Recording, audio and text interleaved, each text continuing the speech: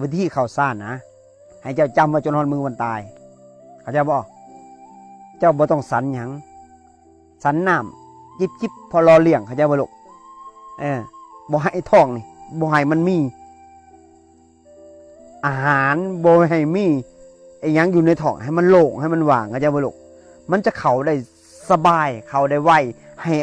ร่างกายบ่ให้มันเหนียวบ่ให้มันเหนียวเนินน่ะให้มันสบายแบบมันเย็นเจ้านั่งไปเนี่ยไม่ต้องไปทับแข้งทับขาอย่างนี้มาลูกเขานั่งแบบสบายนั่งแบบมือนี่ทั้งสี่เลยลูกแบบเจ้านั่งน่ะข้อตรงๆเลยเจ้าดึงล่มเข้าไป3 บาทเจ้าอ้าปากมาปุ๊บนาทีเดียวเข่าชานได้เลยเข้าใจไหมลูกเมื่อมันเข่าไปแล้วลมละเอียดมดดับไปปุ๊บให้เจ้าตั้งหมันในลมมันดับก็ดับหูมันดับเฉยๆดับไปโหลดหันไปใช้ก็เรื่องของมันแต่กราบใดปัญญาเฮายังบ่ทันเกิดนี่นะจิตเฮายังบ่ได้ขาวสะอาดเนี่ยเฮาต้องรักษาธาตุ4ขันธ์5นี่ไว้ก็จะบ่รักษาเพื่อหยังเพื่อให้จิตขาวสะอาดก่อนเพราะว่าจิตกำลังคนละคนกันงี้มาลูกให้จำไว้เวลาเฮาเข้าฌานนี่มันสิไปไสมีแต่ว่าคนน้อยเขามอบกลายถวายชีวิตแด่องค์สัมมาสัมพุทธเจ้าแด่พระพุทธพระธรรมพระสงฆ์นี่มาลูกเวลาเข้าสมาธิมันจะเป็นยังก็แล้วแต่เข้าไปเลยบ่ต้องไปย่านหยังบ่ต้องไปย่านตายนี่มาลูกมอบอย่างเดียวนี่มาลูกให้จื้อไว้ให้จำไว้เวลาเข้าฌานเข้าไปเลยให้มันเกิดเวทนายังกระสางมัน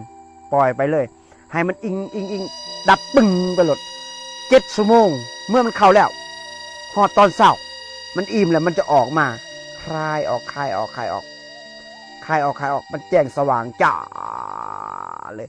ในเมื่อเจ้าเห็นในหน่วยตาจะเมื่อจะรับอยู่นี่จะไม่ต้องออกให้มาลุกเบิ่งมันโอ้มันสว่างไงหูมันสว่างไงบอกคำมันสว่างมัด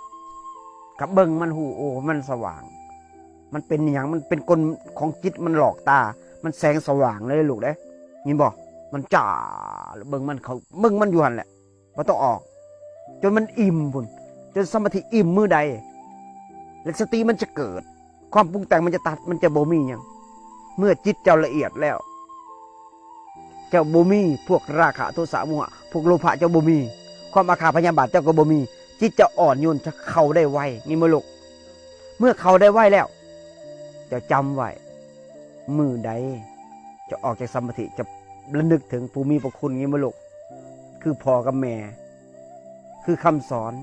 องค์สัมมาสัมพุทธเจ้าบ่นอกใจเพิ่นงี้มลุกเหตุตามคำสอนบ่เหตุสิ่งที่10 อย่างที่เพิ่นบัญญัติไว้งี้มลุกจงกตัญญูกตเวทีต่อพ่อต่อแม่ต่อครูบาอาจารย์ต่อองค์สัมมาสัมพุทธเจ้างี้มลุกหักพ่อต้องบ่นอกใจพ่องี้บ่ให้มีแต่พระพุทธพระธรรมพระสงฆ์งี้มลุก